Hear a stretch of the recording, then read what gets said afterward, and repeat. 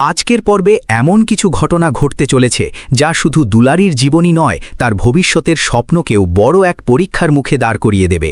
একদিকে অপমানের যন্ত্রণা বুকে নিয়ে নিজেকে আরও শক্ত করে তোলার সিদ্ধান্ত, অন্যদিকে এনির এমন এক শয়তানি পরিকল্পনা যার একটি মাত্র ভুল দুলারীর কলেজ জীবন চিরতরে শেষ করে দিতে পারে। কিন্তু এখানেই শেষ নয়, হঠাৎ করেই কলেজে ঘোষণা হয়ে যায় একটি গুরুত্বপূর্ণ ইংরেজি পরীক্ষা। এই পরীক্ষায় ব্যর্থ হলেই কলেজ ছাড়তে হবে। তাহলে কি দুলারী সত্যিই এনির ফাঁদে পা দেবে, নাকি নিজের সাহস আর আত্মবিশ্বাস দিয়ে আবারও সবাইকে চমকে দেবে? আর কেনই বা পর্বের শেষে দুলারীর চোখে জল? সব কিছুর উত্তর জানতে হলে শেষ পর্যন্ত অবশ্যই ভিডিওটি দেখুন। পর্বের শুরুতেই দেখা যায় ঋদ্ধি ছুটে এসে দুলারী আর গুলতির সামনে দাঁড়ায়। তার মুখে স্পষ্ট অনুশোচনা। নিজের মা এবং উর্মিলা আন্টির আচরণের জন্য সে বারবার ক্ষমা চাইতে থাকে। সে জানায় যদি দুলারী আর গুলতি সময়মতো সত্যিটা প্রকাশ না করত, তাহলে রোশিনীর জীবন ভয়াবহ বিপদের মুখে পড়ে যেত। ভুল মানুষের সঙ্গে বিয়ে হয়ে গেলে তার বোনের পুরো জীবনটাই নষ্ট হয়ে যেত। তাই সে আন্তরিকভাবে দুলারীদের ধন্যবাদ জানায়। কিন্তু দুলারীর মুখে কোনো অভিযোগ নেই কোনো রাগ, বরং শান্ত গলায় সে বলে ঋদ্ধির মা কোনো ভুল কথা বলেননি। বড়লোকদের বাড়িতে তাদের মতো গরিব মানুষের হঠাৎ ঢুকে পড়াটা হয়তো সত্যিই ঠিক হয়নি। আজ সে নিজের চোখে বুঝে গেছে সমাজে অর্থ আর অবস্থানের কত বড় পার্থক্য। তবে ছোটবেলা থেকেই অন্যায়ের বিরুদ্ধে প্রতিবাদ করতে শিখেছে, তাই চুপ করে দাঁড়িয়ে থাকতে পারেনি। এরপর দুলারী আরও বলে এই শহরে টিকে থাকতে হলে তাকে অনেক কিছু শিখতে হবে, নিজেকেও বদলে ফেলতে হবে। কিন্তু ঋদ্ধি সঙ্গে সঙ্গেই তাকে থামিয়ে দেয়। সে দৃঢ় কণ্ঠে জানিয়ে দেয় কারোর জন্য নিজেকে বদলানোর প্রয়োজন নেই। দুলারী যেমন আছে ঠিক তেমনটাই থাকুক, কারণ পৃথিবীতে কিছু মানুষ শুধু অন্যের ভালো করার জন্য জন্মায়, আর দুলারী তাদেরই একজন। একদিন এই শহরও দুলারীর প্রকৃত মূল্য বুঝবে, এই বিশ্বাস তার অটুট। ঋদ্ধির এই কথাগুলো দুলারীর মনকে কিছুটা শান্ত করলেও সে আর কোনো কথা না বাড়িয়ে গুলতিকে নিয়ে সেখান থেকে চলে যায়। কিন্তু দূরে দাঁড়িয়ে সব কিছু লক্ষ্য করছিল এনি। তার চোখে মুখে তখন স্পষ্ট ঈর্ষা আর নতুন ষড়যন্ত্রের ছায়া। রাতের হোস্টেলে ফিরে গুলতির ভীষণ খারাপ লাগে। সে নিজেকেই দোষ দিতে থাকে। তার মনে হয় দুলারীকে ঋদ্ধির বাড়িতে নিয়ে যাওয়াটাই ছিল সবচেয়ে বড় ভুল।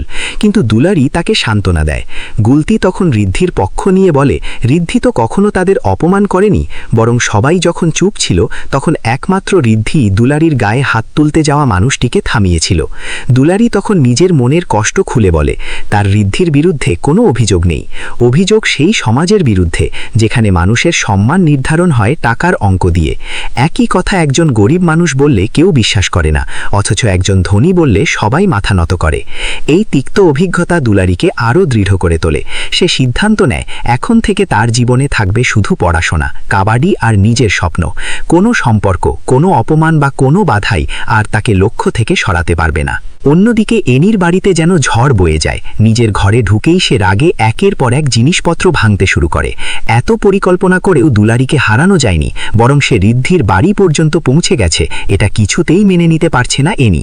তার দিদা তাকে শান্ত হতে বললেও তাতে কোনো লাভ হয় না, বরং সেই বয়স্ক মহিলা আরও ভয়ঙ্কর একটি পরামর্শ দেয়। সে বলে দুলারীর সবচেয়ে বড় শক্তি তার স্বপ্ন।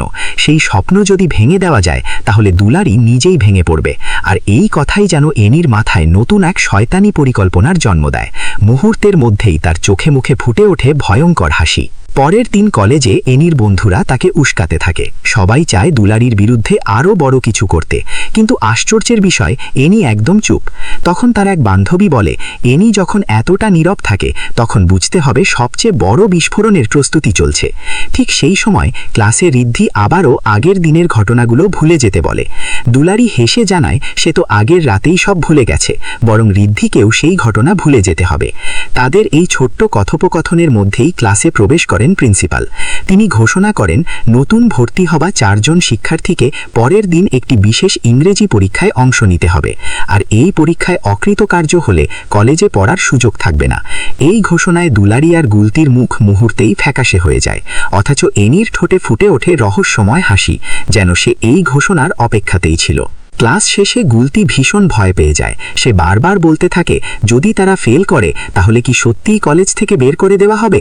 কিন্তু দুলারি ভেঙে পড়ে না। সে গুলতিকে সাহস দিয়ে বলে ভয় পেলে চলবে না, এই পরীক্ষাই তাদের নিজেদের যোগ্যতা প্রমাণ করার সুযোগ। ঠিক তখনই ঋদ্ধি এগিয়ে এসে সাহায্যের প্রস্তাব দেয়। সে বুঝতে পারে ইংরেজি নিয়ে তাদের সমস্যা হতে পারে, কিন্তু দুলারি খুব ভদ্রভাবে সেই সাহায্য ফিরিয়ে দেয়। সে জানায় নিজের যুদ্ধ নিজেকেই লড়তে হবে, নিজের পরিশ্রমেই তারা সফল হতে চায়।